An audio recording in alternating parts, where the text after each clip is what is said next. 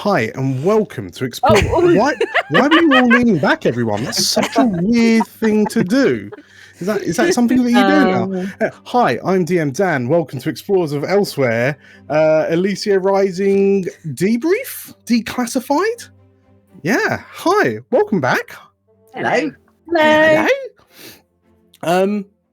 Last time we saw each other, we were stomping all over Elysia, doing a finale, and looking fantastic. If I do say so myself, looking fantastic in person. How have you all been since those heady days in Elysia? Well, a lot more chilled. Have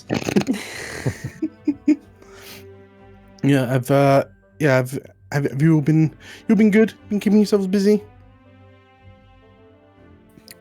Yeah. No, Dan, we've all been sat, bereft, not knowing what to do with ourselves. Every Monday night between the hours of 7:30 and 11, just staring blankly at screens. I mean, I'm sure it wasn't just me. So no, we only exist for the channel. In fact, we're all AI creations, and we don't even exist outside this video. After this, we're just going to be, ones and zeros floating on the web again. Yeah. Cool. And the finale was getting meta, isn't it? Yeah, the finale was just a string of really convoluted chatbots. Yeah, with that cat out the bag, that's the first secret that we're unearthing. So over the space of the campaign, it turns out that you lot have had a little WhatsApp group called Algernon's Angels, which spawned the little kind of side episodes every other episode.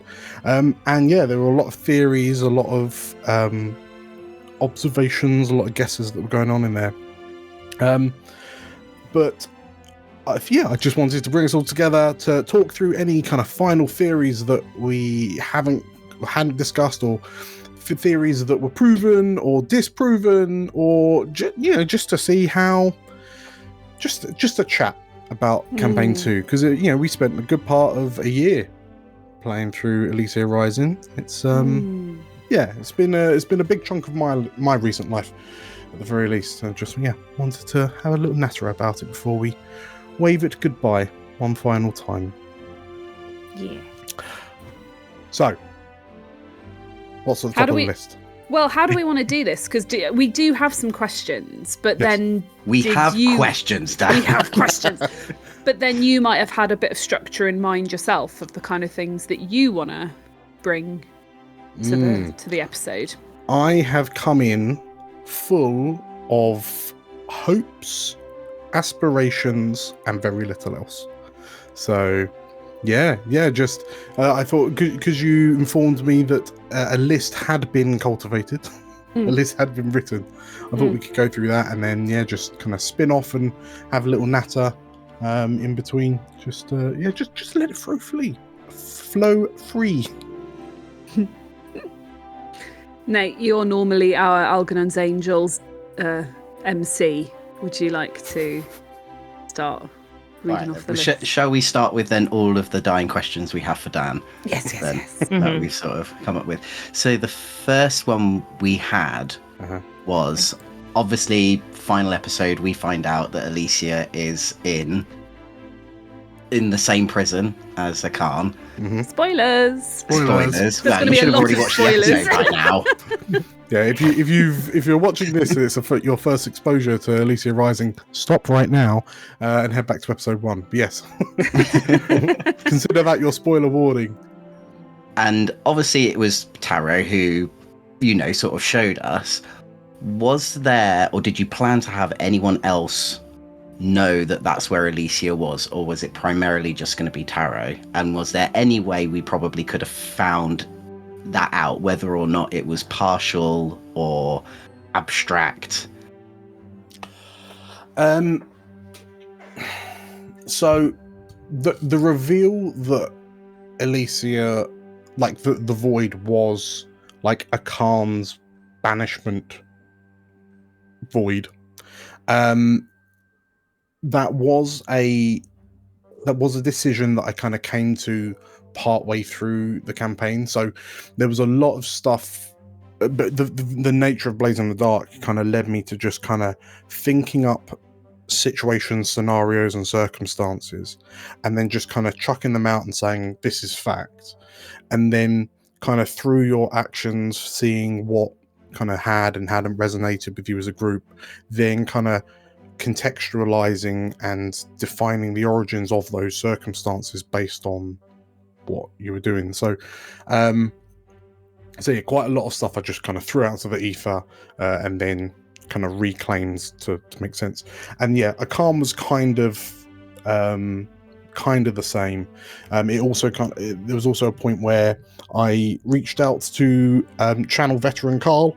So thank you, Carl, for this. And when I sat down, I went, right, I really need to figure out what the void is right now. Like, I really need to figure this out. And it was actually that decision also kind of came after I made that kind of realization. Oh, the ghosts that are assailing Elysia, they're memory ghosts. Oh, that's a cool angle for us to go down. And then, one of the questions that came out of that is, okay, but why though? Like, why are these ghosts? Why are these memories that take physical, incorporeal form? Why are they attacking? And why specifically memories? And then I just kind of thought, well, that would be like if Akan was banished to a place where he has nothing but his memories of everything that had happened during the war. So all of these manifestations were conjuring around and then attacking him. He would be in this kind of infinite, unrelenting purgatory of just being literally assailed by the memories of his actions, which I thought was a pretty gnarly divine punishment.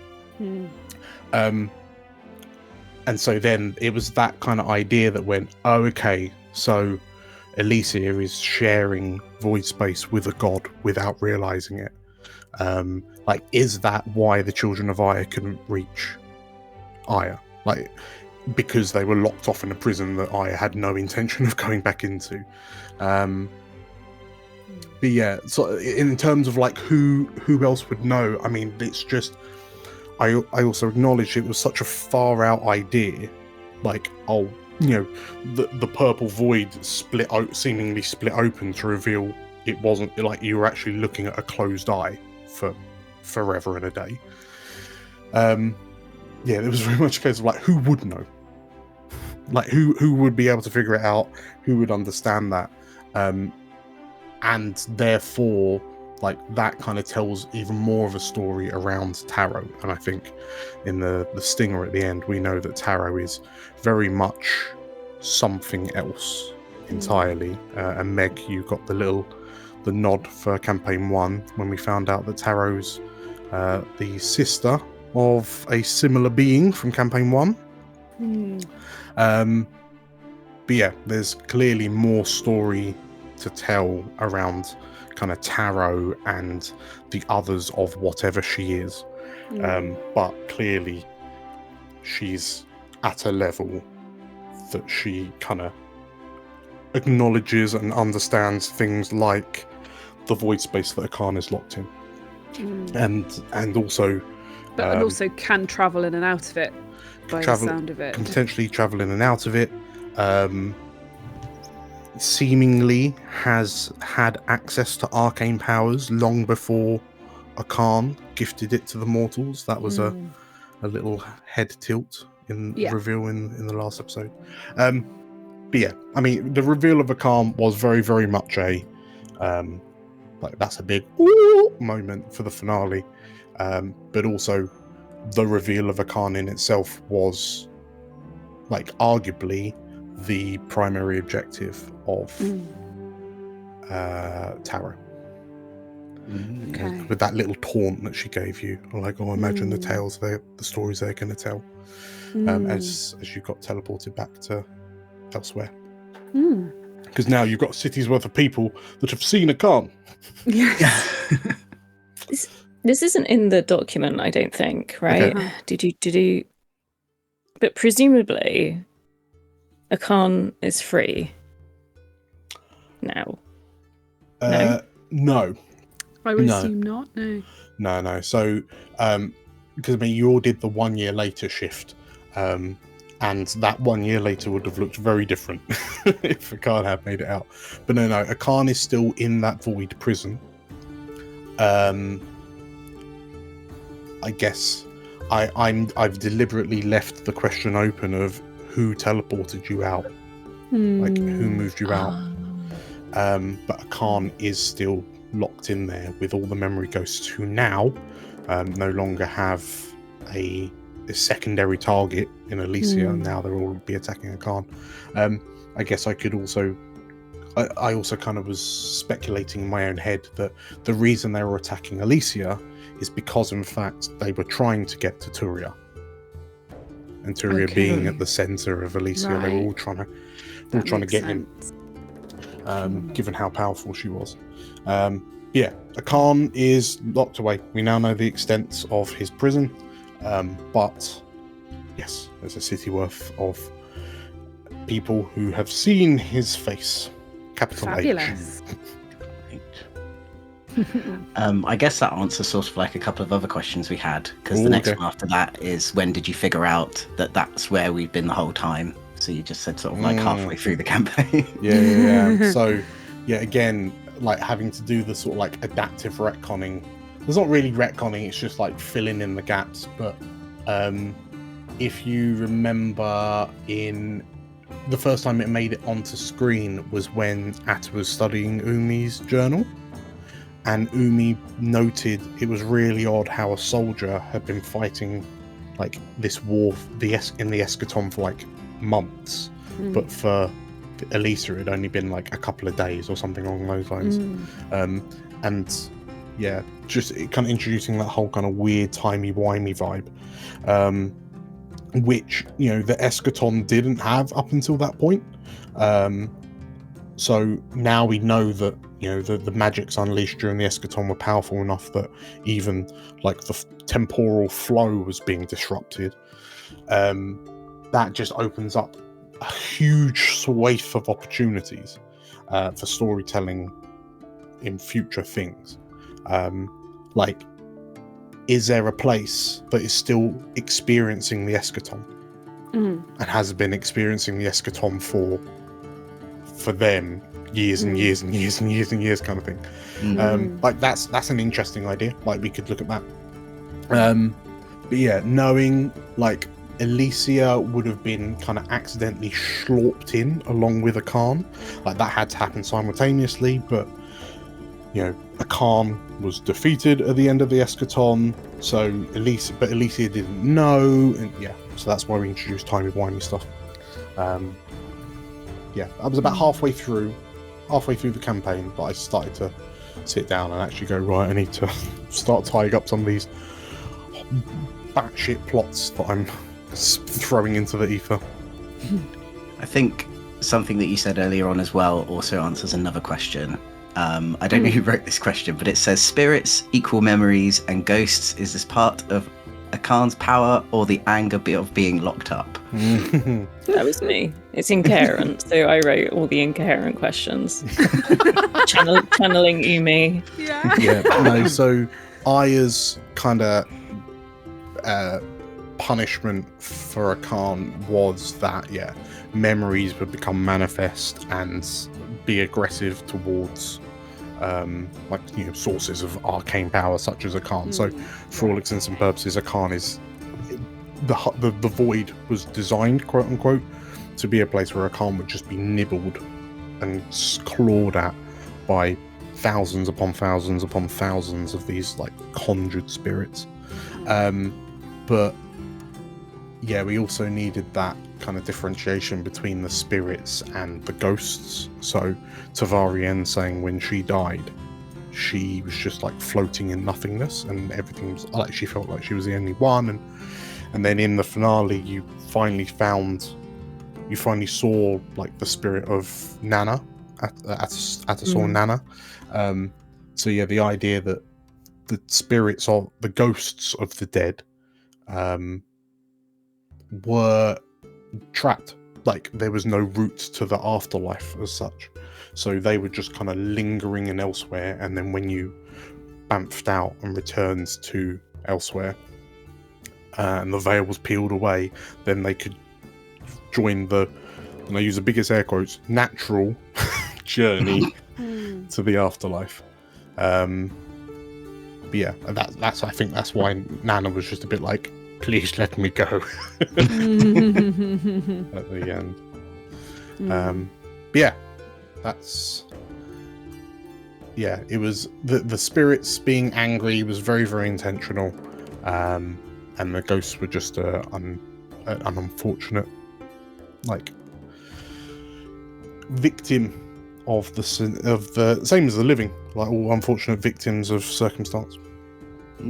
I've got a follow-up question that isn't in the document, okay. Which is, does that make Mecha Tavarian a memory or a ghost or some kind of like blend of both? She was a ghost.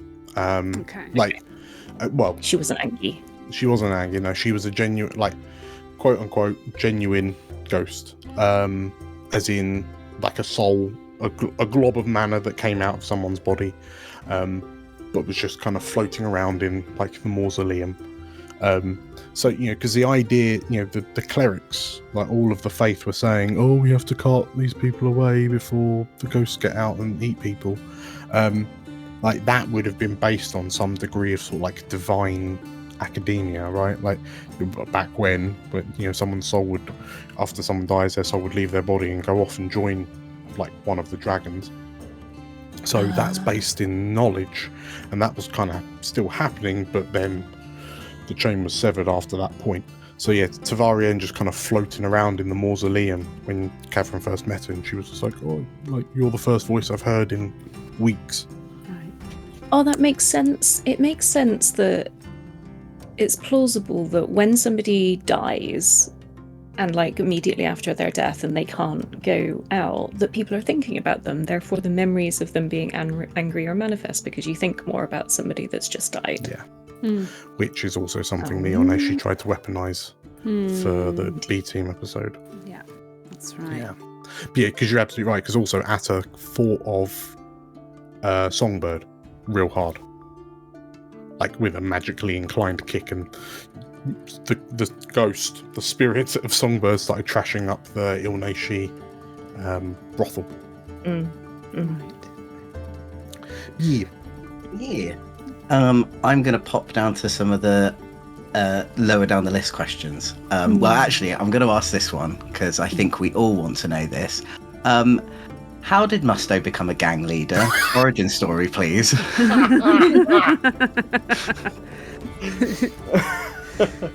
Well, I mean, you lot have discussed it. Meg gave some really kind of concise thoughts on the matter. I mean, that truly is the biggest mystery of Elysia Rising. The most unrealistic aspect of the whole thing is Musto being a crime lord. Yeah. You know what? I think that's a question that I'm more than happy to allow anyone else to answer. And like the myriad answers that we generate from asking, like they're all equally as true and untrue as each other.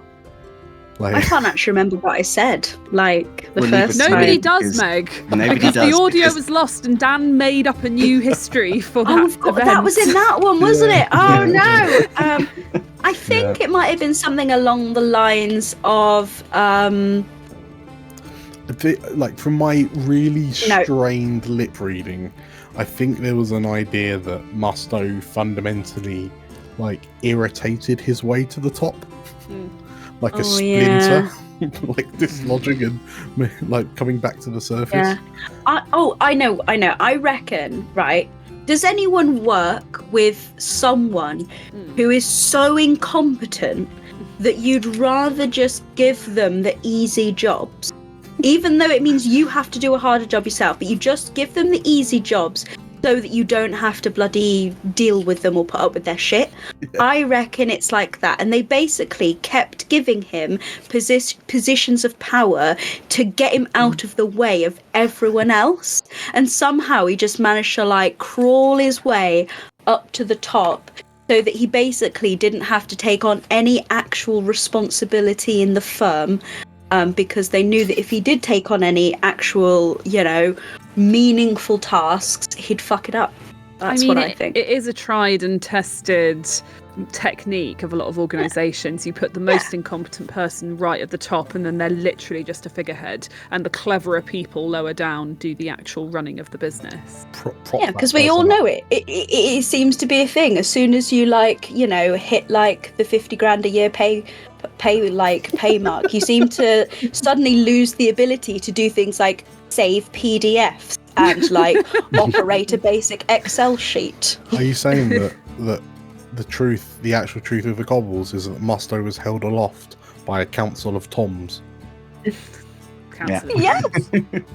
I think the Toms were really running the shit, I want to hear what JC thinks, because I feel like Musto got where he is, the combination of what Meg said and just like a spider's plan.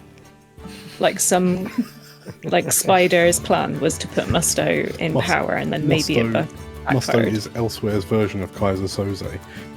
No. I think Errol's saying that a spider, like someone much cleverer, needed Musto in that position for a plan. It wasn't that Musto was the spider. Yeah, I mean, maybe that was Argy's plan all along. Maybe. Maybe that's why Algernon has so much chagrin towards Musto, because he's just kicking himself that he put Musto there for some previous plan that's long done with, and it's like, now I still have to deal with this guy. We need to do a prequel story focusing on the 18 months of hard draft from Algernon, like establishing Musto as the leader of the Cobbles. So when one day we finally need it, Algernon could seize control of the Cobbles for the good of the city. And it was all part of the plan. All part of the plan. Up until the point where Musto went, oh, you know what, I'm really good at this actually, and then just watching you beef your roles.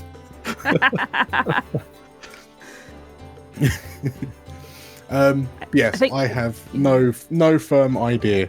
I'm just as clueless as to how Musto made it to where he got to. I think for me, seeing the relationship between Algernon and Musto was one of my favourite things about the campaign. Like culminating in that moment, JC, where Algernon told Musto to fuck off. And he just became this bashful, sad little boy going, oh, sorry, Algernon, and sort of waddled away. And like even you couldn't stand it at that point and called him back. Yeah, I genuinely had no idea that Musto would have kind of ended up with as much screen time as he did.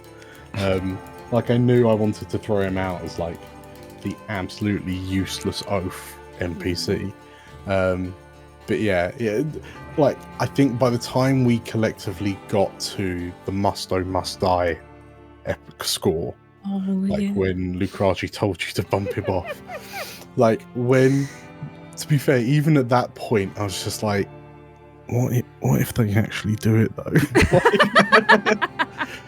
Short episode. Yeah, but when you collectively decide, we can't, he's too rubbish for us to bump off. I knew that. It would feel like clubbing a baby seal, wouldn't it? Yeah, a little bit. Yeah. Really sweaty baby seal. Very sweaty, gross, slimy baby seal, but. I mean, that's actually a question I'd like to throw out to you then. Besides Musto, because I know he's going to be your number one spot for this question, who was the sort of NPC you liked the most, or you felt resonated with you as a player or as a character? Because I mean, as is the case with urban campaigns, there are a lot of NPCs. But yeah, which of those? Let's start with Julia. Like, who rose to the top of the pile for you? Couple. We all love Umi with all our hearts. Obviously, I think she was wonderful. But I'm not going to claim Umi because I have a feeling Errol might want Umi because of the affinity between Umi and Atta. I mean, I just love Lorenzo. I don't know if it's particularly that he resonated with Magpie, but he resonated with me. I thought he was great. And just his sort of quiet, I'm not here to make friends professionalism at all times, which then morphed into that weird obsession with paralytics in the one shot. Yeah, I think overall I love Lorenzo very much. Very dear to me. Nate? But you might be able to guess. Oh yeah. How silly of me to ask. Your hot snake tail boyfriend. Yes, I was very fond of Thorntham. I did actually think towards the end you would ask me again, like when you said like, Catherine, what are you doing? Like as this whole new world sort of opens up again. Like I asked about Musto for a joke, thinking that you might possibly ask me again, and then you didn't. And I was like, well, I guess Catherine doesn't give two monkeys about Thorntham then. I remember on that night, because it was quite late at that point. Yes. We were all feeling a bit sleepy, and I remember like when you said, oh, is there anyone in the crowd that I noticed? I remember looking at you, and maybe this will come out in the actual recording, but looking at you thinking, there is a correct answer to this question. I'm not entirely sure what that answer is. So that's why I said Musto, because obviously Musto's just a surefire winner. But you never know. I mean, Caveron's out. Caveron's exploring the world. Thorntham's not got a boss anymore. We've got a buddy cop drama right there. But yeah, I mean, I was also fond of Lorenzo as well. Lorenzo made me laugh. Yeah, I'm trying to think who else. And Umi, obviously. Umi. I was a big girl. fan of Tavarien, but you know me, I love a grandma figure, so I. Okay. What about Meg? Ooh, I definitely got quite invested in the Fairfax updates. Yeah, I did love a bit of Fairfax, and I really loved a bit of like Algernon's sort of like gentle ribbing of Fairfax as well. You know, yeah, I really loved that dynamic. Nice. Yeah, that was the final. So, like the episode 18 downtime where Algernon had dinner with the Fairfaxes. Normally I'd always be kind of ribbing you, kind of going, right, like we got to make sure we maintain pace. But actually, that was something that I was like, you know what, we're just going to run this out, we're going to play it through. This is a good shout. It always felt like that relationship, from an outsider's perspective, JC, was that like, you know, those friends that you make in school because it's sort of like it's essentially like a friendship of circumstance because you're in close proximity to each other, and then and then when we're in together.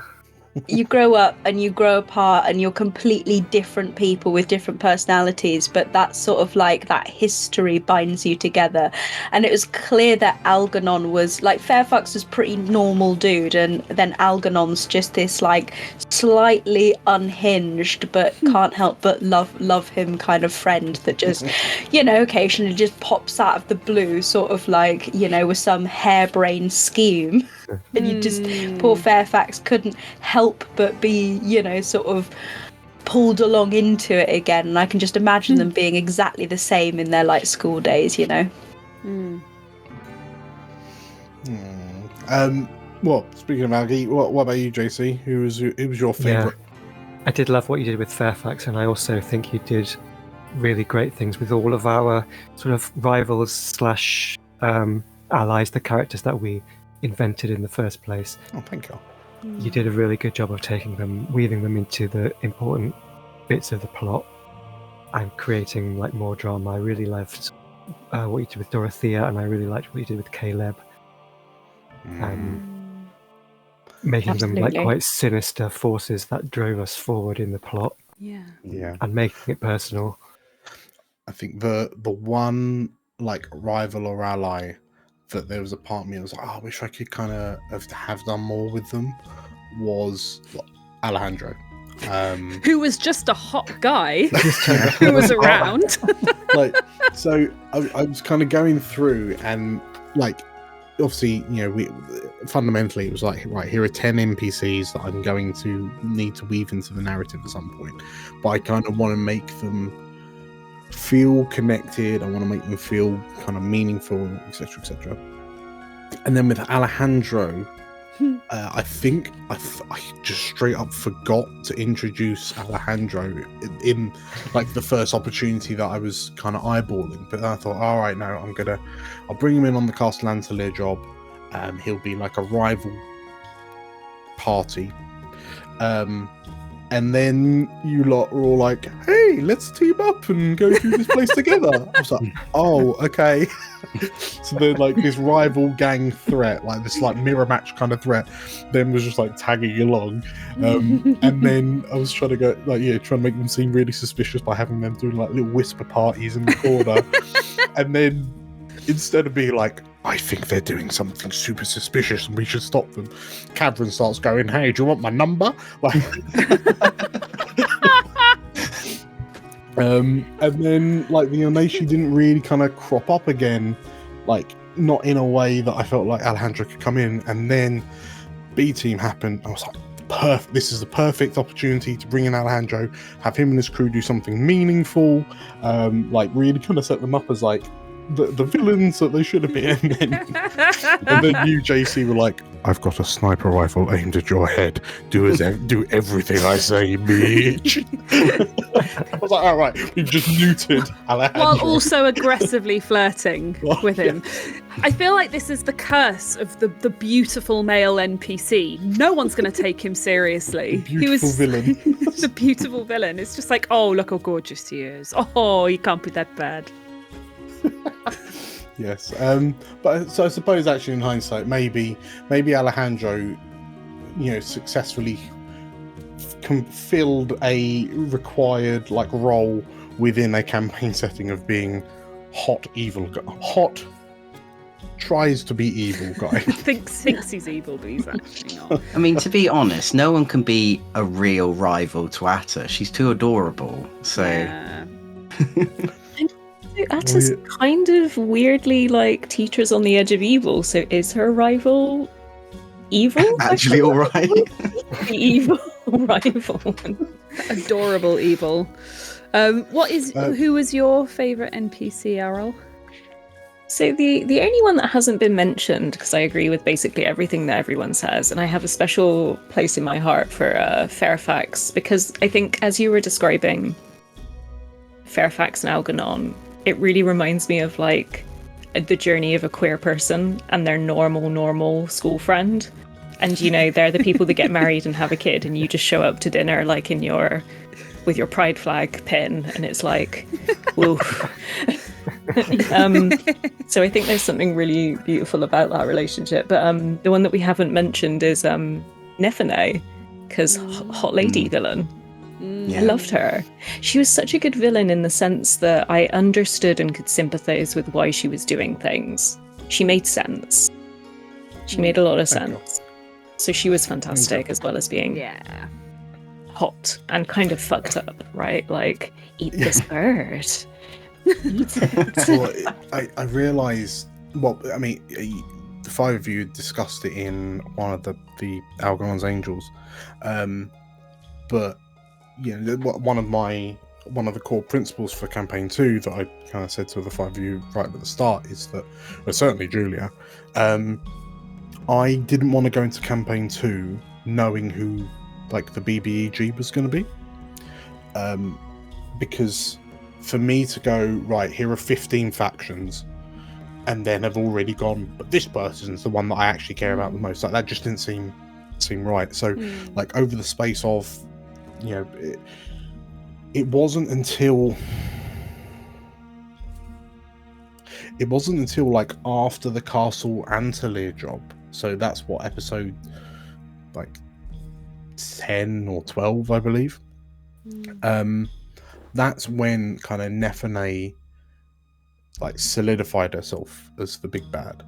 And it was after that, because I had you kind of yoink away the cube, and I remember in my notes I jotted down that the cube that you grabbed for her was like a bomb of some sort. There was a point where Atta asked, like, did it detect magic? And I said, oh, it's thrumming with evocation magic. And incredibly, you threw yourselves off the scent by going, oh, interestingly, I was looking in D&D books, and like, healing is evocation. So it's like a big healing box. And again, I'd like to hope that there's a part of me on camera going, yes. A wellness box. Oh yes, it's a big first aid box. But yeah, when you kind of snagged that for her, because I wanted to kind of write the story off the back of what you were doing to keep it interesting, like, I didn't actually know what it was for. So then deciding, going into sort of like the Arc 2 finale, like the prison break, I knew that at the end of that, Nephene was going to make her move, because the chances are the faith were going to be no more, and so on and so forth. So it was close to the Act 2 finale that I went, right, it's definitely going to be Nephene, and like, we have reasons. She's been able to do some like weird like the eating of the birds was like weirdly intimidating. Like, I remember Julia and Nate's faces. And I really liked it. You had invited us to go essentially to her house, and then we realised that it's not her house. She's like threatening the people that live there, so she can use it to show off. That's really good, really sinister. Yeah, it was good. Made her quite sinister. Yeah, I really wanted to kind of play into her whole, like, what is her superpower? It's like, oh, it's being filthy rich and like influential and powerful. So yeah, and what's like, I don't know. I hope that no one, like, I hope that very few of us here have experienced like a home burglary, but like, when a stranger has been in like your living space, there's this kind of really horrible uneasiness that you get in your stomach, because like, your sanctuary is no longer a sanctuary kind of thing. So yeah, I kind of thought, oh, I can really drum up the like evil upper class vibes by having the owners of this house having to stand in the corner looking at their shoes. Yeah, I'm glad that landed. I think one of the most impressive things about Elysia Rising as a campaign was the ambition of your vision for it, and how much work you put into populating it with all that ridiculous number of factions. And I gave you such a hard time for insisting, for being so one track on that. Like, it's got to be 15, Julia. There's no way around it. And like, you could just do less. And like, you were like, no, Julia. And then it ended up being really, really good. And I'm just wondering, did because you were having to ruthlessly cut factions out as we went. You were sort of did a whittling down, didn't you, as we went along? Did any of them hurt to cut out? Were there any that you were like, oh, such a shame, I have to get rid of this one? I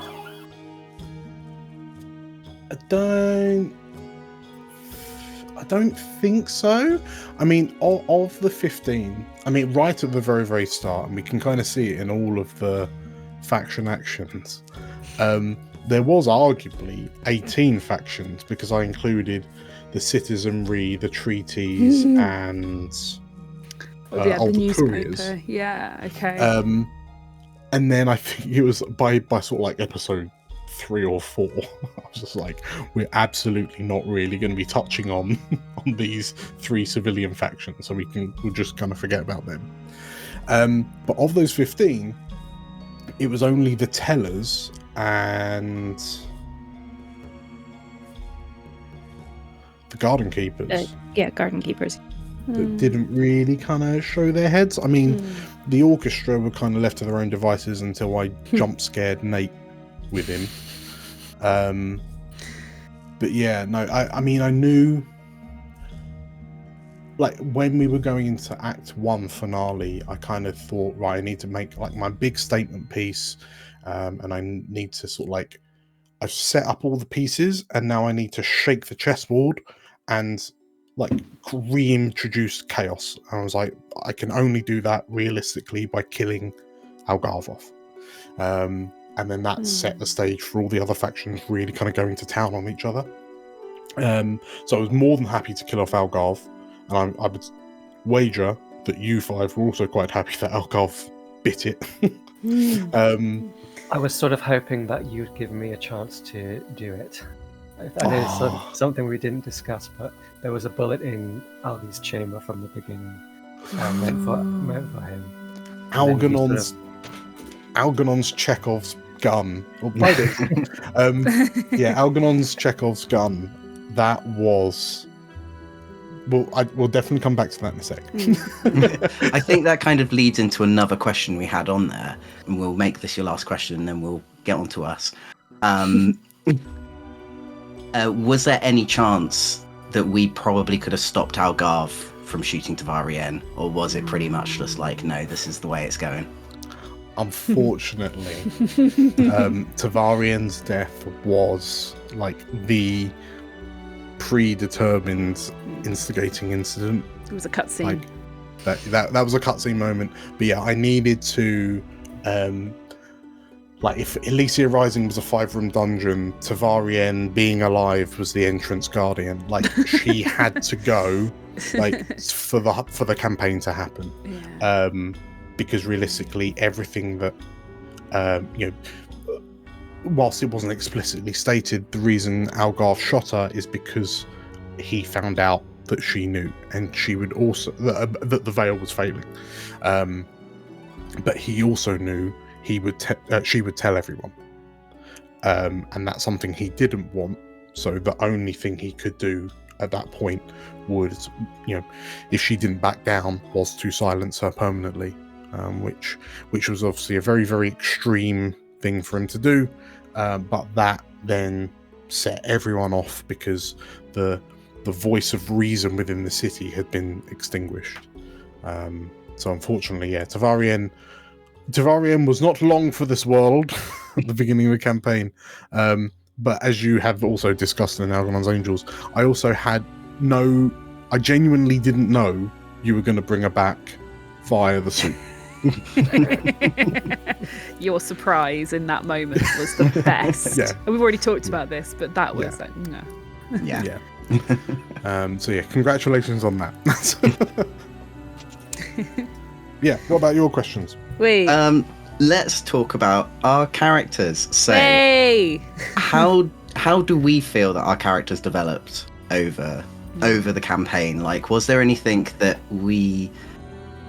did they change at all, or was it very distinctive, like, thing that you had very much set and that just went completely out the window as like things carried on, or did they progress in a way that you weren't completely prepared for?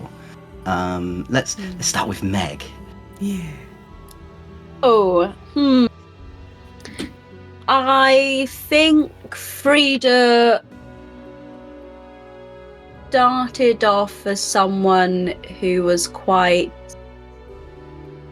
closed off and get the job done, and ended, really embracing the sort of family aspect of the group, and realizing that it's not just sort of survival for survival's sake. It's about, sort of protecting the people around you that sort of bring your life enrichment and meaning. I think there was a bit of that. I think the getting trauma did a lot for her character. That sort of sense of like having that recklessness, definitely. That was a surprise trauma. It was a surprise trauma. We genuinely didn't know. Like, I don't think we considered it was truly on the cards when you rolled it out. Nope. Nope. Total surprise. But yeah, I think almost having that trauma is kind of, did in a way sort of make her kinder. I think that, like, you know, she sort of had gone from being in a position where, like, fighting and brawling was very much like a way, or like a low stakes way of getting what she wanted and getting things done, to, like, by the end of the campaign it was kind of like to fight for a better cause, and also had real implications. You know, she had had a moment where she realized that she was, you know, she nearly and then eventually had to sort of like take a life for the first time. And then it sort of, you know, becomes less sort of like, you know, a bit of rough and tumble, you know, a bit of like fighting on the side, to like real life consequences, you know. Yeah, because it was a big turning point for Frida when she ran the assassin through.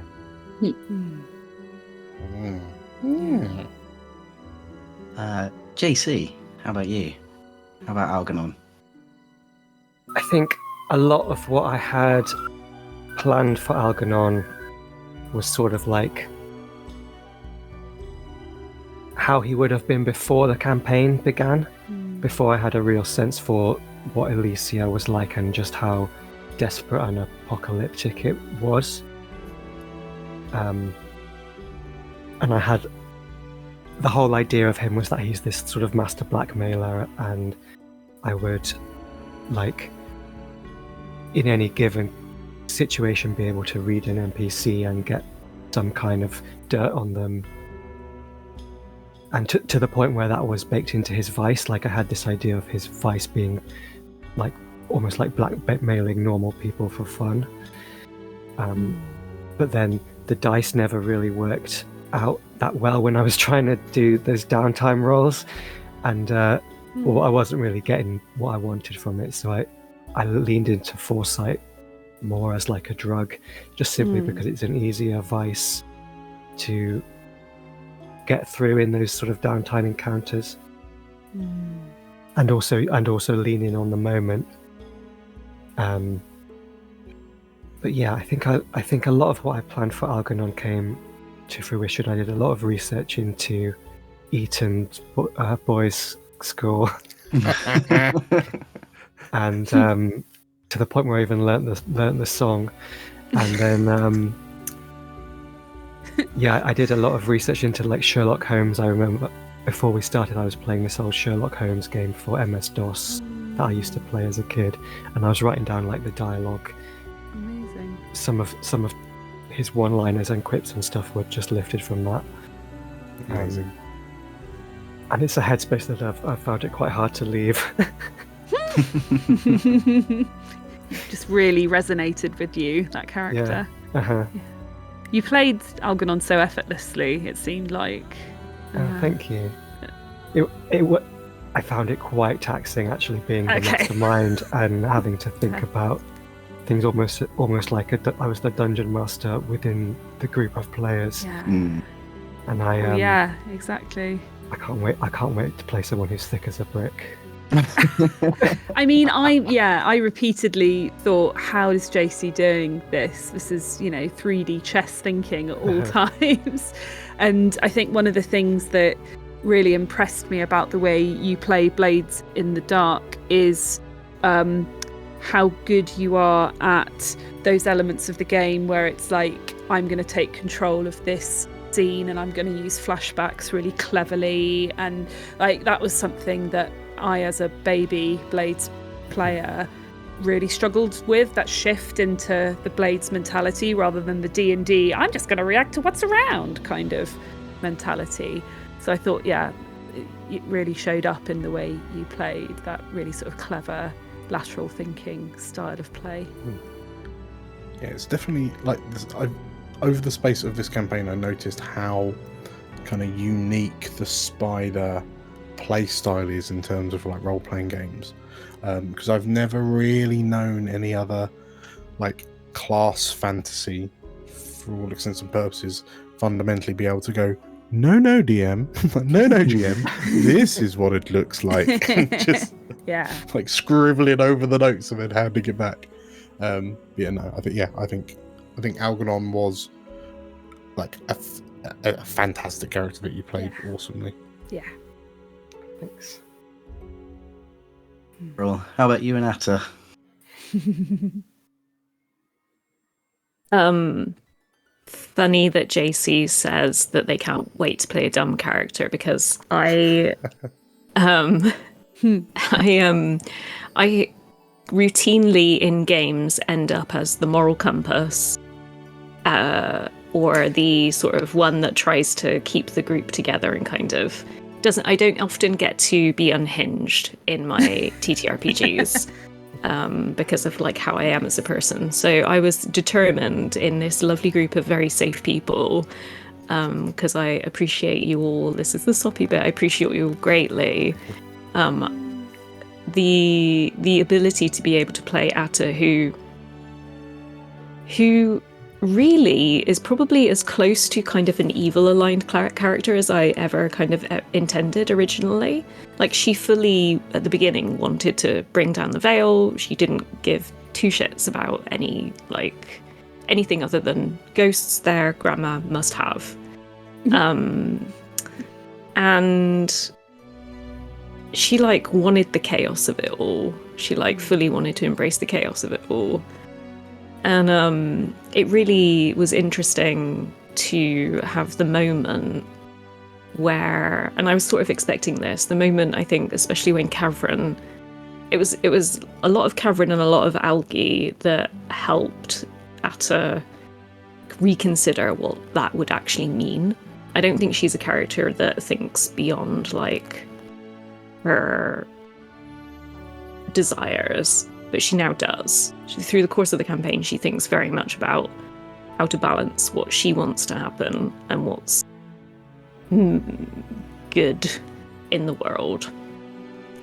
And so she kind of became not necessarily, she redirected her unhingedness into like cooperativeness, which was nice to see her care about something, because she doesn't, at the beginning of the campaign, she doesn't have anything other than really grandma and pseudo grandma, which is Asma. Asma kind of played a place. She was kind of almost projecting grandma onto Asma, which is kind of cruel in a lot of ways. But yeah, she's now got people that she cares about more than an objective. So that was nice. That was really nice. But I kind of feel like Asma's always like one discovery away from doing something horrible, and that's kind of when she picks up like the sending stone to like Kavrin or Algae or like Magpie Frida. Should I do this? And they're like, no, please don't. It would be wrong. She'd like, okay. And then she just makes furious notes on it and says, do not do, and kind of underlines it several times in her notebook. I love that. But yeah, Atta was a really fun character to play. I really appreciate being able to play that kind of character. That's cute. And I appreciate that you played a goblin.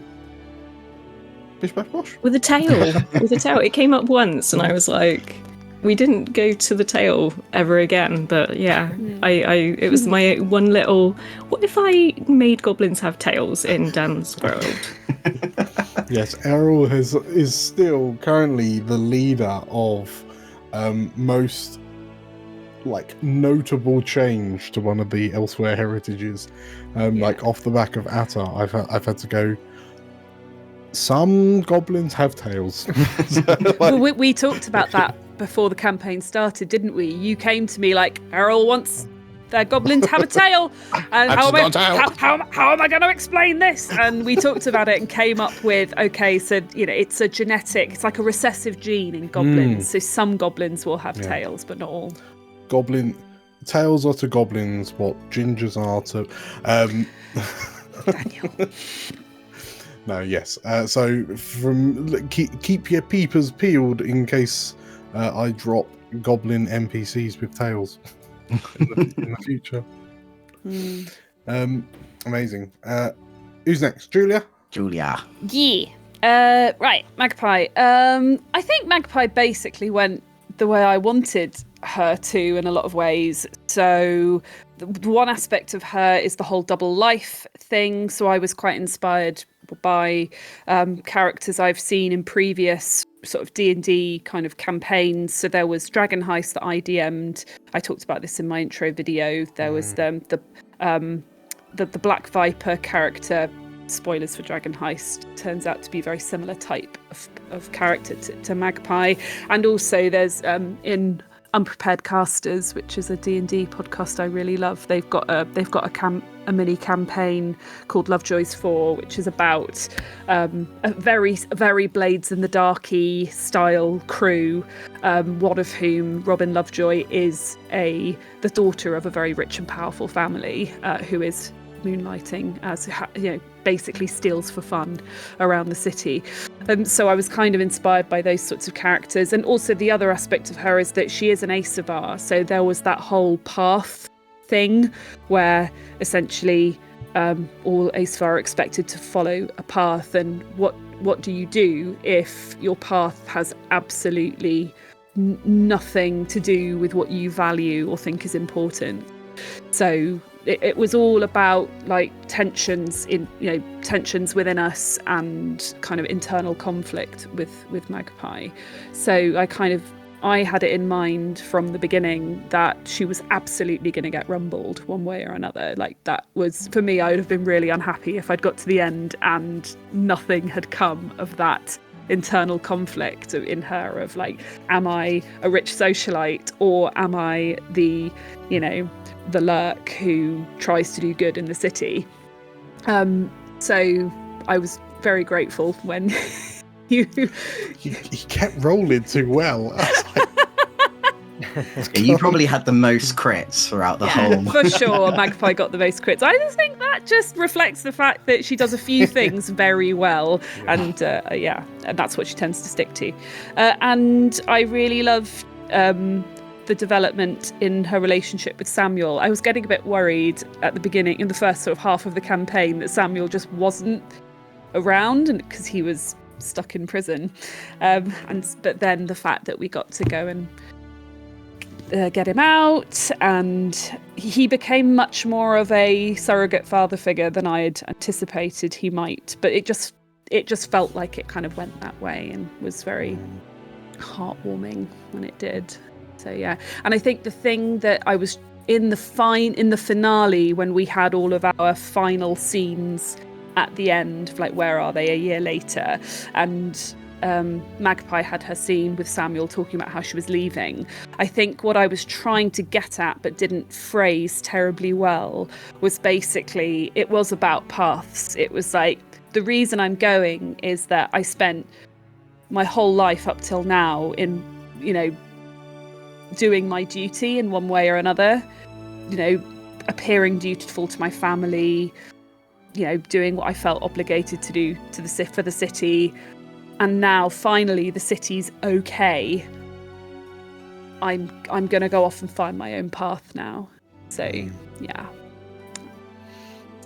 because I mean, for a lot of Asavar, by the time campaign 3 rolls around, like 3 years after the Eschaton, there's going to be a lot of Asavar, including the Sangrevar, because obviously the Sangrevar are introduced as a concept in campaign 2, but like it's been campaign 3 3 years later.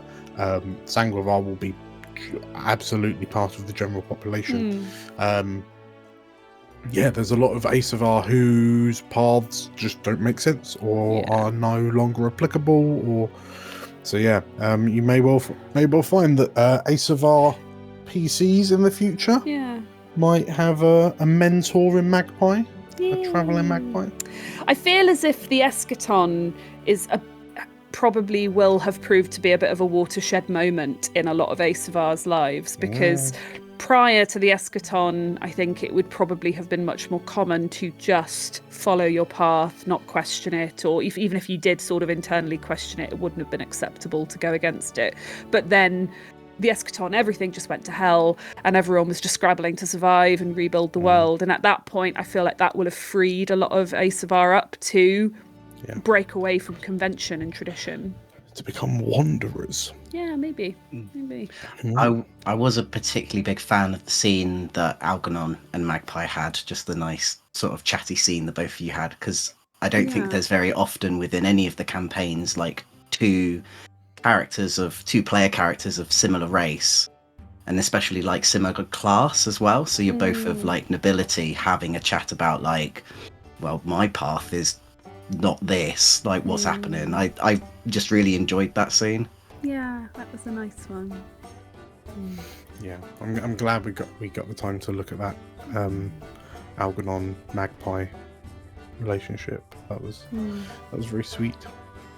Last but certainly not least, talk to us about Cavern. So I think with Cavern, like I did have quite of a different plan for him, like at the beginning.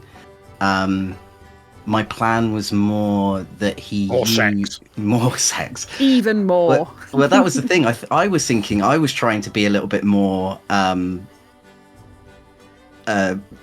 downgrading on the sex more with him and his character, because I wanted him just to use his status as a dragon scent more to get like money and status, and just so happens that some people might want to do something more sexual with him, and he'd be like, oh, I can offer you a tete-a-tete or whatever for that. But then he just became a fuckboy, so then it just developed into that, and I was like, well, cool.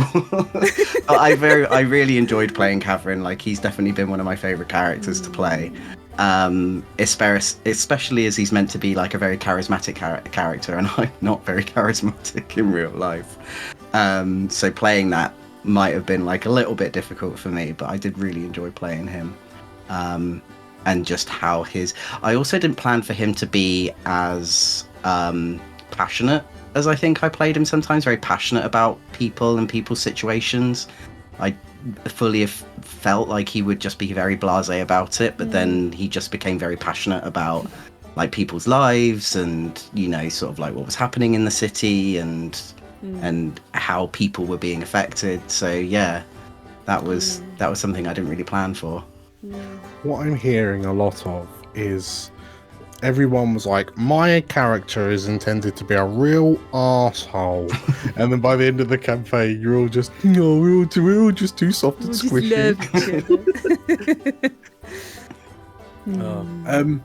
Yeah, did your Dorothea arguably was one of the more kind of prominent rivals. How did that whole kind of arc between Cavern and Dorothea pan out? Friends to love, enemies to lovers, obviously. I mean, it definitely did play out. Like when we decided we were going to have that like wrap up, I really didn't know what you were planning to do with that, and I was just sort of letting you roll with whatever you thought was best, because I then fully prepared. You know, she might have just come out of the shadows and just shanked me. I don't know, but yeah, she was definitely played the way that I thought she would have been. Like, I thought she was a like, I have my things with general faith in the world of ours anyway, so being able to sort of play that out was really fun. And because you did seem quite surprised when she admitted that she'd done a real kind of is it Weber Mitchell, like, are we the bad guys? Yeah. Like, when she had that moment. Yeah, no, that's, yeah, I think I'll just step in actually mentioning the faith. There's a part of me that felt like the expectation was that the faith was going to be the BBEGs, and then because like I was really like, certainly in the second act, I realised that you all, very few of you, liked the faith. So yeah, I thought I'm gonna push Lukragi and the Children of Aya and like show a worst case scenario, like cult like faith, rather than one that is genuinely spiritual and kind of good meaning and actually looking out for people. The whole concept of theoretic, well, the idealistic concept of religion. Yes, Errol. Well, the point where the faith became very evil for me was they're taking all of our magic items and they're destroying them. Those fuckers. It was fun to take what, because I know, Nate, you're playing in Tales from Elsewhere, so you were playing games set outside of Elysia, so it was stories that aren't bound by the twisted narrative of Elysia. So then, and you picked a seraph, like a holy warrior of Aya, no less. And even I found it a bit of a weird, it was a very weird Aya's a goodie. But yeah, it was fun to take what you would consider the good guys, and then just make them the most twisted parody. Just kind of culminated in what felt like it felt quite personal when you lot were fighting off the children of Aya in the sewers. I feel like as a group of people who we are in real life, we can't help but feel any sort of personal emotion to that. Either, religion or the police are going to be the bad guys in some sort of sense. So this is true. Something I always find interesting when DMing a fantasy world where the religions are very real. Yeah. But it's very likely that you have a table full of atheists who don't care about religion or actively don't dislike religion or have their own religious trauma. But you're saying to them, no, you have to actually think now that you're in a world where there are good religions and they're real. Literal. Yes. Yeah, it becomes very much more weirdly, it almost becomes more abstract and no, this one is good and this one is bad. You can't really have atheism in the vast majority of tabletop RPG worlds, can you? Well, Terry Pratchett sort of gets into that in his Discworld series. He talks about how a belief isn't really a thing when the gods are literal and real, because saying, oh, I believe in this god is a bit like saying I believe in the postman. They're there, but you either are a devout follower of them or you just kind of leave them to it and don't bother them. We live in a world where there are their footprints embedded in mountains and towns and cities are no longer gone because a dragon tripped over and sat on it. It's pretty real. Cool. Well, thank you. The combination of characters, we had a little joke before we recorded today, which was imagine what the campaign would be if we'd all played our B team characters from the get-go. It would have been quite different. quite different. But yeah, between the five of you, the characters that you brought to the table, you all genuinely helped in kind of creating the story of campaign 2, and it's kept me kind of more this campaign has been one of the most engaged with campaigns that I've run in a while, simply because a lot of the campaign from my perspective was just grey area waiting for you to kind of throw your ideas in, and then seeing what came out of it, and then kind of rolling off the consequences and whatnot. It was I'm absolutely in love with the campaign 2 story, so thank you all for contributing to that. Really appreciate it.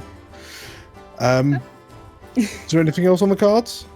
Yes. I mean, there's quite a few, but obviously we've gone on for quite a bit, so I guess... Should we do a lightning round? Well, I really wanted to hear what people's thoughts were on what other playbooks they would have wanted to play, or if you got to play Blades again, what playbooks would you be most interested in? I would love to hear everyone's thoughts on that.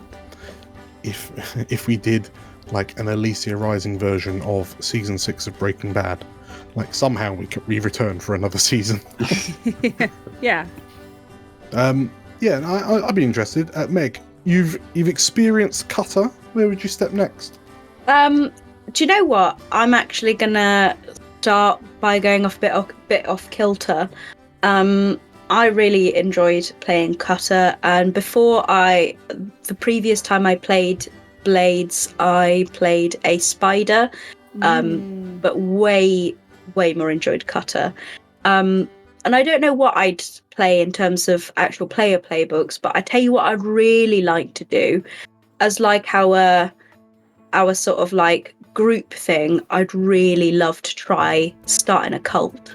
I really kind of wish we'd have done that. I think that would have been great if we'd just have a different crew type altogether. Yeah, if we'd have made a different crew type, a different like faction, and we'd started a cult, that would have been that could have been so fun. What I'm hearing is Blades in the Dark cult crew plus Pugmere equals Cult of the Lamb tabletop RPG. Yeah. All right, you heard it here. It's on the books. Okay, so you would play a cultist. Very good. Very good. Yeah. JC, what would you play? Have you scratched your spider itch? Oh, definitely. I think I would go for something like a Cutter and be a more simple barbarian type character. And I actually nice. Well, when I come up with characters, it's never like class first. It's always based on character, basically. Like I'm a screenwriter, so I was toying with the idea of a Cutter type character who was like based on this real person who I find really fascinating and quite scary. Called Paul Sykes. He was like a boxer from the 80s, and he was a really sad, like, tragic alcoholic. But so I think doing a character study with somebody who is a violent person, I find that quite interesting. Whether that's a Cutter or a Hound or something else. Almost like Disco Elysium vibes. Okay. So, something a bit more direct. Okay, very, very good. What about Errol? So you've played a leech in Lorenzo. You've played a whisper.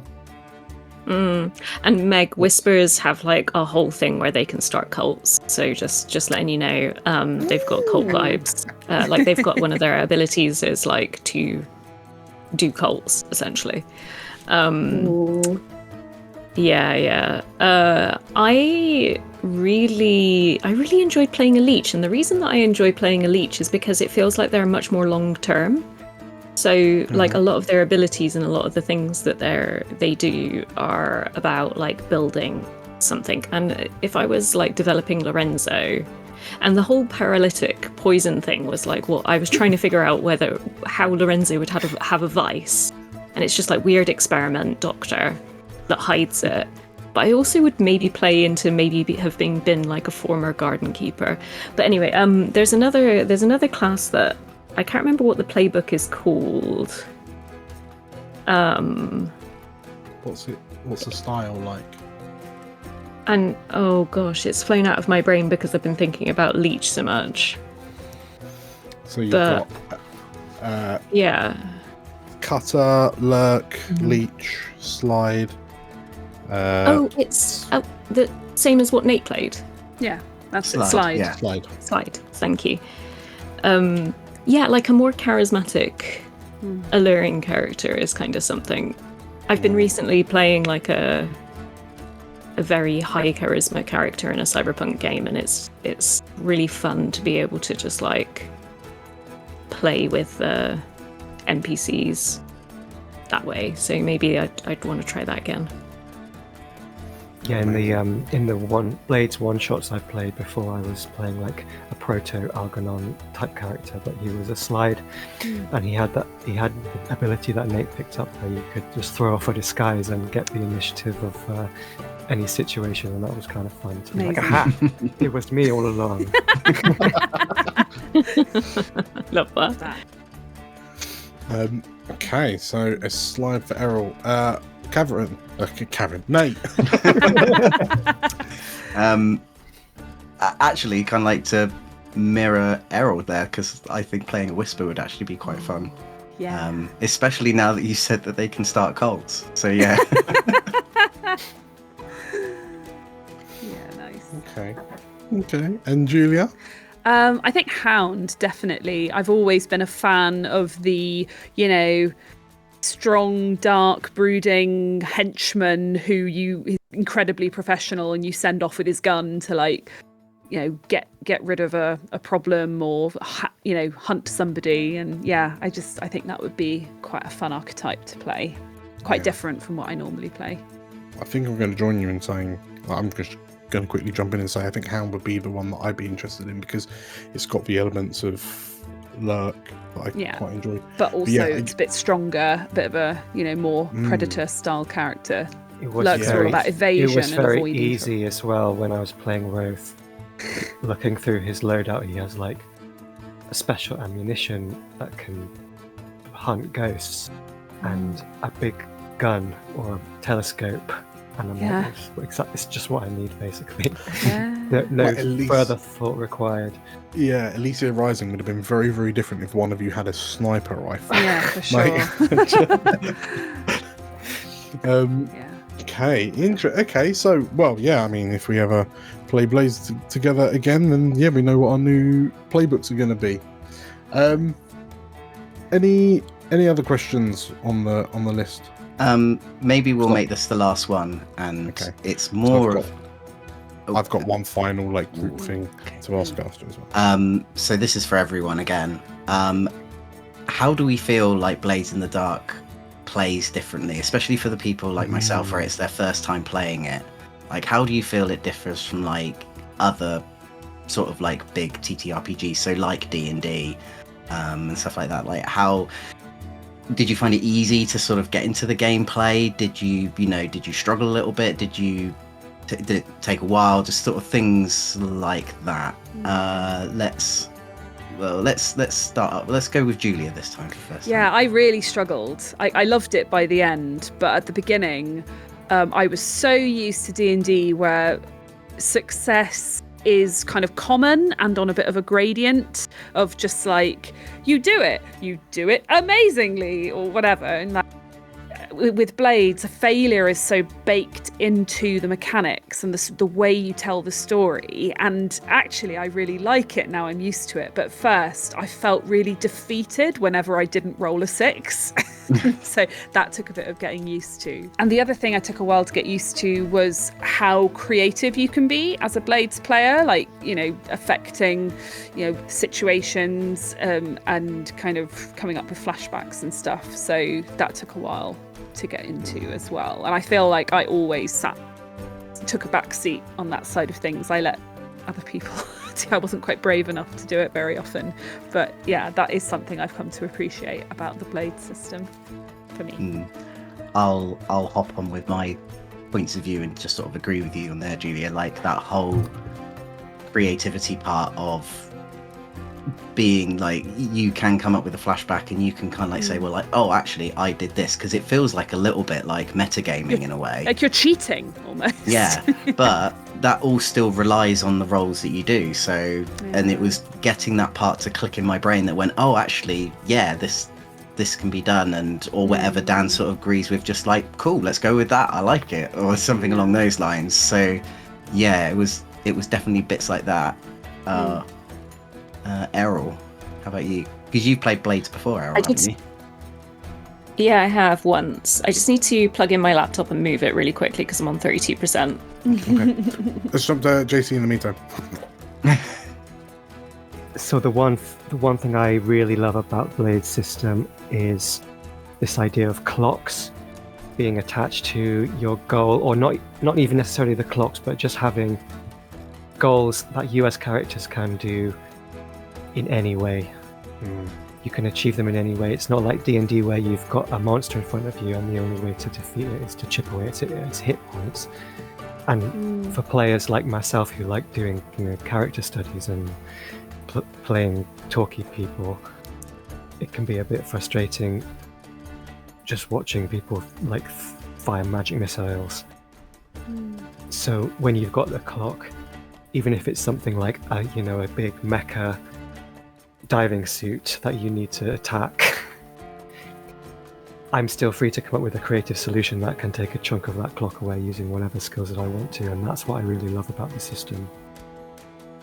But then I think a big criticism I have with it is that it's very busy. You're always doing stuff that has to be useful to your characters, and even in the downtime sessions, you're not really having downtime. Like, there's not chance for us to just like chat in character and talk about our backstories. It always has to be useful. You've got to be clearing stress, you've got to be healing yourself, you've got to be doing a project, which is very useful for momentum of a game. But when we're doing like a show where we are all playing characters and maybe want to explore more roleplay stuff, it just adds an extra bit of shopping list of stuff that we need to do and get through. I agree with that, definitely. No, that's fair. No, I see where you're coming from on that one, on that front.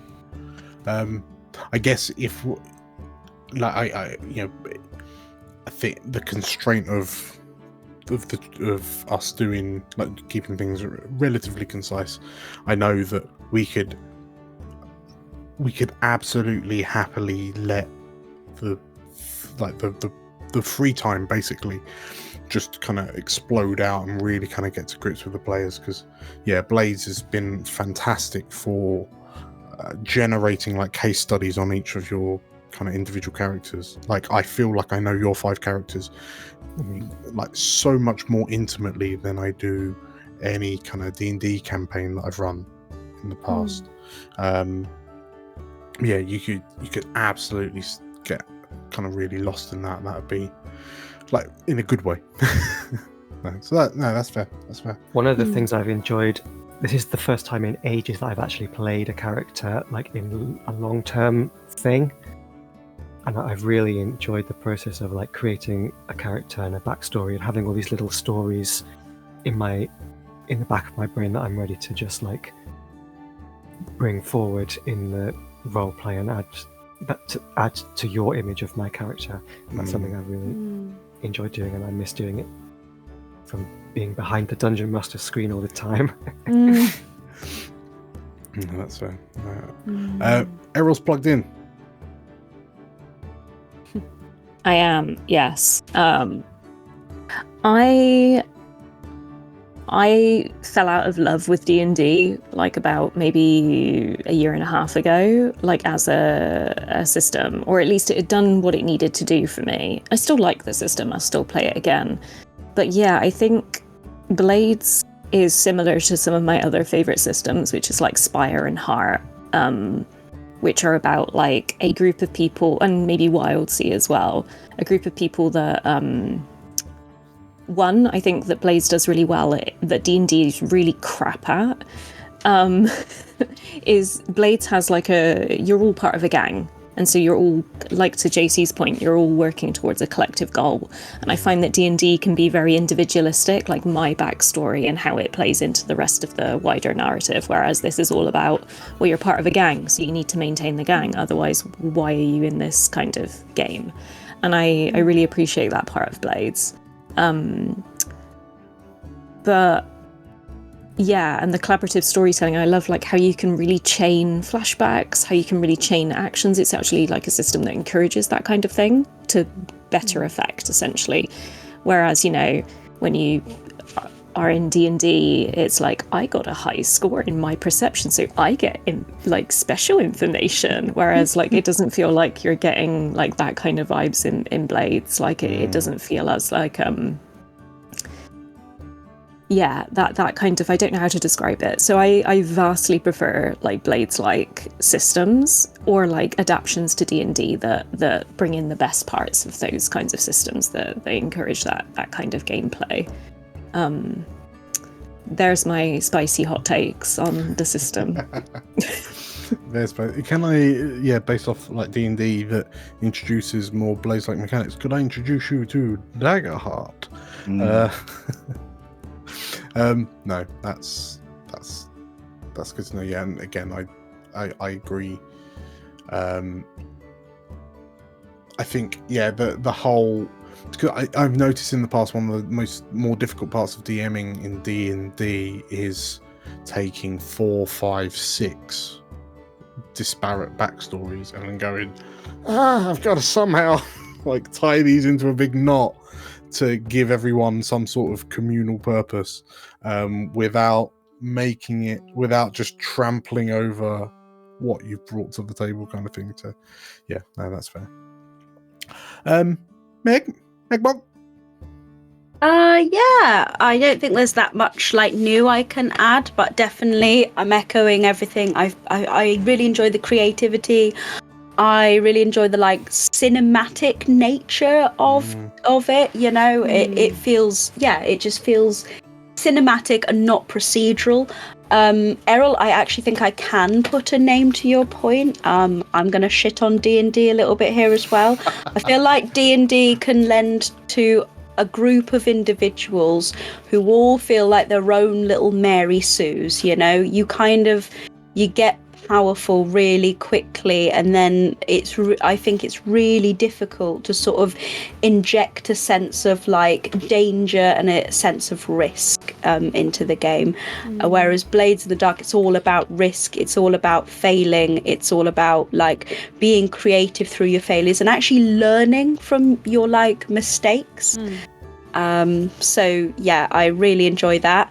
I think my struggles with Blades, it's getting the head around. I think the main complicated bit of it is getting your head around the sort of like the positions, like risky standard and lesser great effect. That has taken my brain a little bit of time to get my head around, but once I got it, it's super easy. But here's my hot take that hasn't been said yet. I really enjoy the fact that I don't have to keep track of 7 different types of dice. I love the fact that it's all just D6s. Okay. There we go. Fair. Spoken like a true Warhammer convert. Well, actually, yeah. Genuinely, I think, I used to be all about I used to get my little D20 sets, and all said, no, I'm a D6 convert. I really am. Amazing. Nate, am I allowed to jump in? Of course. Yes, go for it. My favouriteest bit about Blades is the mechanical drive to definitively make the story about the players. Like the crew, I mean, Errol, you touched on this, but like the crew as a whole is the heart of the whole story. Like everything that happens is pretty much either done to the crew or by the crew, and then that intimacy for the characters just makes seeing what happens with you all that much more exciting. Combined with so Julie, you touched on this, like the shift in perspective for like boundaries of success.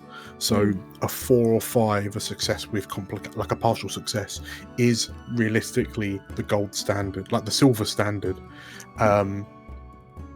and it leads to points where seeing a 6 in Blades, so Algie parrying away the Blackguard with a crutch, like disarming Lucragi in the tunnels, like those 6s are so much more sweet than like definitely are. a success in D&D, because you're that is an expectation. But kind of going reframing it, so I do it and something has evolved as a result of my success, that being the norm, just makes for much more interesting storytelling, I think. I say these 5 characters, I feel like I know so much more intimately, more than many other of the parties I've kind of run in the past.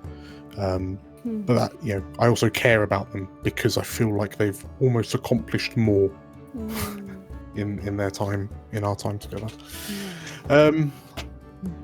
Downsides, I mean, it is quite bookkeepy. I'm surprised that I managed to kind of extract enough of Blades that I could put my own setting on it. John Harper, if you do happen to be watching this, you could have released the update to the rules before the finale, because that came out literally days before the finale. Come on, mate, what are you doing? But yeah, no, I'm really interested in running another Blades campaign, but like the problem I now find myself in is like, what would I do? Like, what do I run an actual Blades thing, or do I take one of the many hacks of it, or I don't know, we'll see. Yeah, that's me. Are we all done for, because I've got one more question, one lightning round that I want to fire around the five of you. Gosh. Different. Yeah. Okay. Starting with Nate.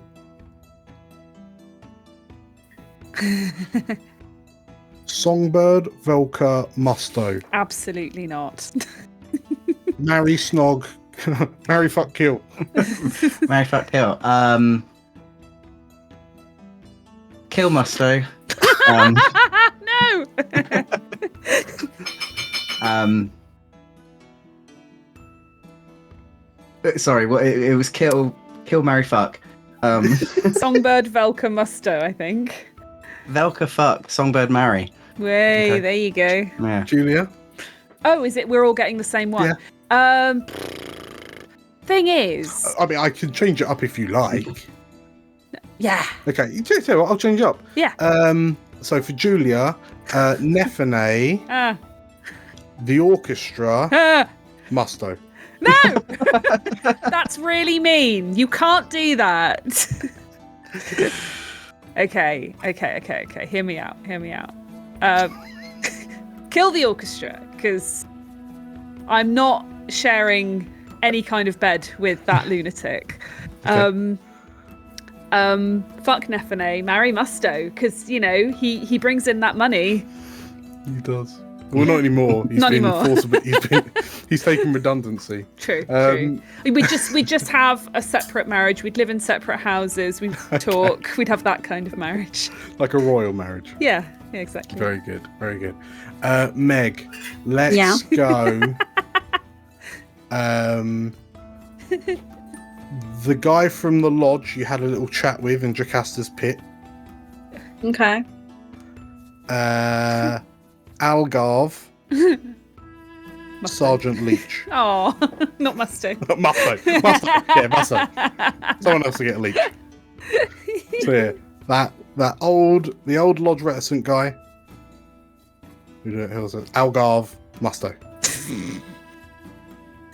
Can I fuck them all at the same time?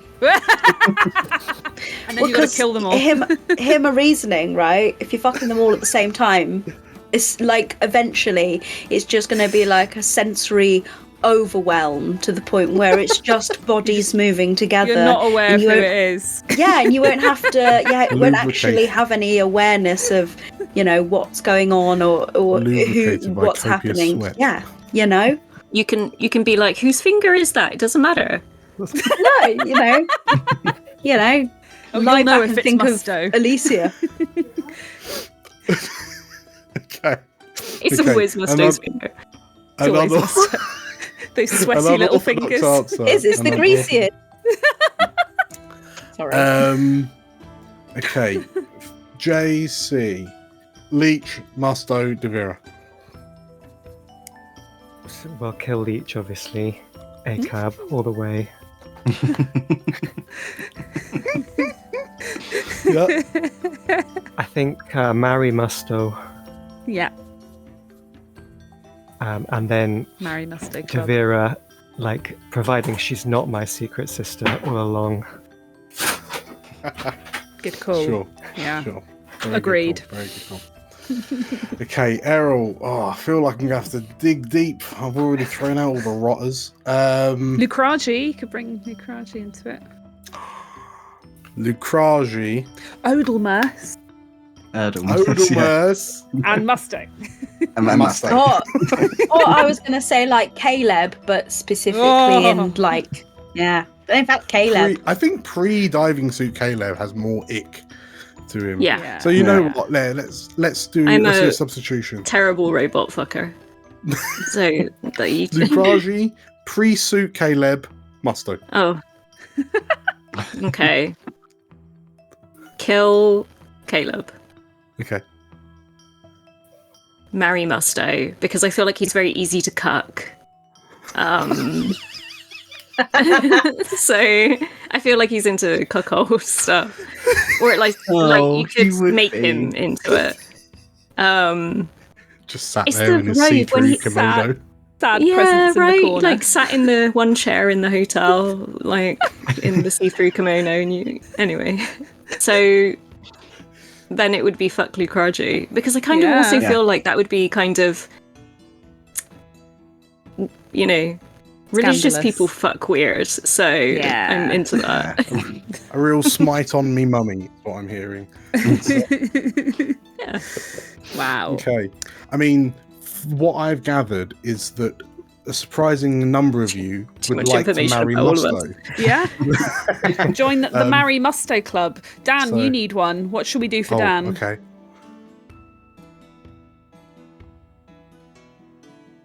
Oh, am I coming up with mine or you? Lot? No. Yeah, we're I trying to thought- think of one. we're stumped. We were having to dig really deep. Well, Odelnurse hasn't been done yet, Okay. so we should do Odelnurse. Tarot. The Taro what's- Musto. Oh. what about the leader of the Oneshi? She's super old. Lady Null. Lady Yeah. Null. No. Taro Musto. Okay. I bump off Lady Null because Of I mean, she has been here It's for easy both to do. a good and a long time, so it would be a mercy. In all honesty, I would get. Say it was Null, Taro, Musto. Yeah. Yeah. There's I a get correct free- answer to this. I There's a get correct freaky answer. with Taro. Yes. Because like I'm sure she could show me things that no other NPC in Elysia Rising could, and then marry Musto because yeah, he is the epitome. He's of the most marriage marryable material, NPC. right? You always know where he is. Yeah. From From the smell. Unfortunately. unfortunately, yeah, and yeah, he looks. Having done the hero forge for him, he looks damn good in a see-through red dressing gown. Why did Algernon have a see-through red kimono in the first was his place? mum's. Like, oh, it was his mum. Okay, but why was it? Okay, I'll stop. It's late for you guys and early for me. you don't ask the questions anymore.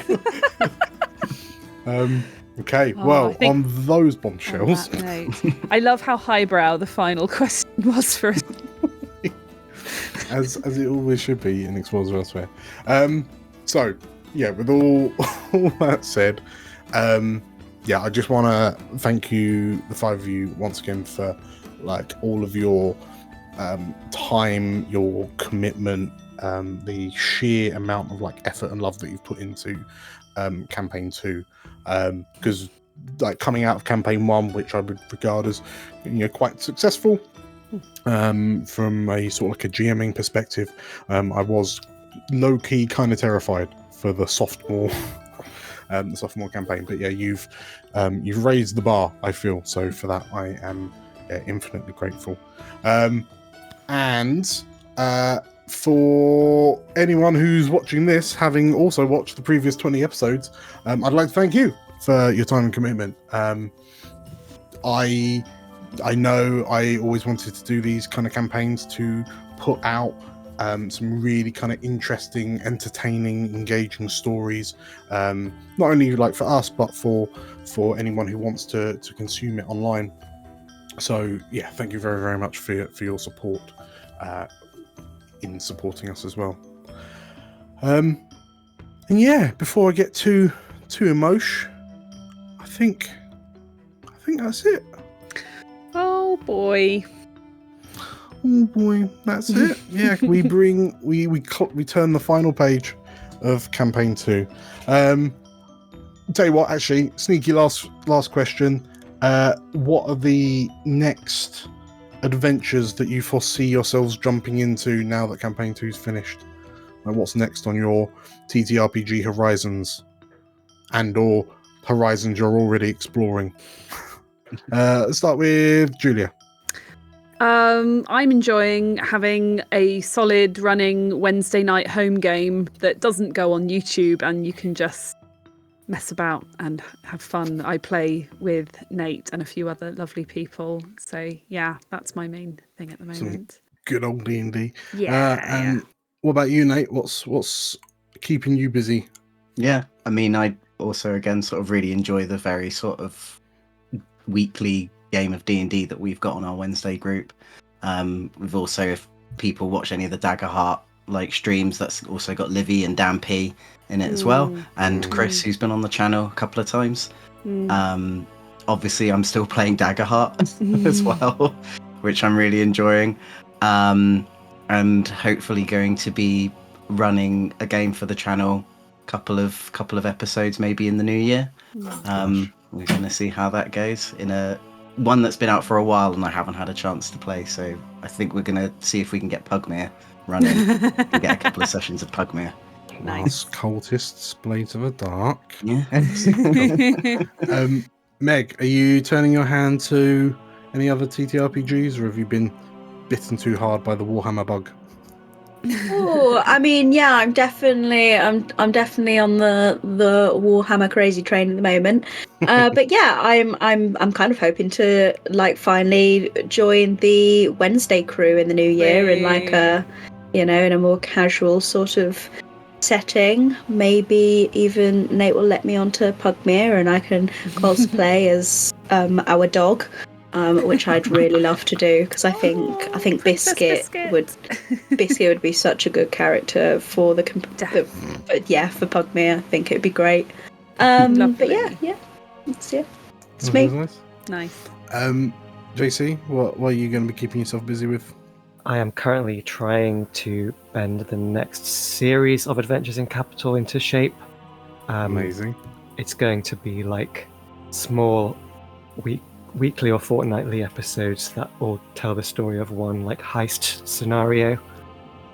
There's a big birthday party for a posh person that's going to get robbed, and there's also going to be a boxing match which I've created my like own homebrew rules to simulate like the 19th century prize fighting rules. It's really ambitious and I don't know how I'm going to edit it yet, but that should be coming in 2025 at some point. Amazing. Nice. Amazing. And Errol? I've speaking about being bitten by bugs, I've been bitten by the cyberpunk core or like the cyberpunk red bug. I play in 2 games at the moment. It's a really great system and I hope to run more cyberpunky systems. But I also would love to run a Voidheart game at some point, which is a nice little system that's very much like about look into Voidheart. It's got like a interesting premise about evil people in societies, and you basically is all about foiling an evil person. If you've ever played Persona 5, it's kind of like if every villain had a dungeon and you go through the like metaphysical dungeon of that villain to foil them. So I'd love to do that. But also, JC, if there was ever a Strixhaven for Algie's school or like a kids on bike session for Algie's school, I'd love to play like a student at Algie's school. Great idea. No, Love that. I fully approve and endorse this message.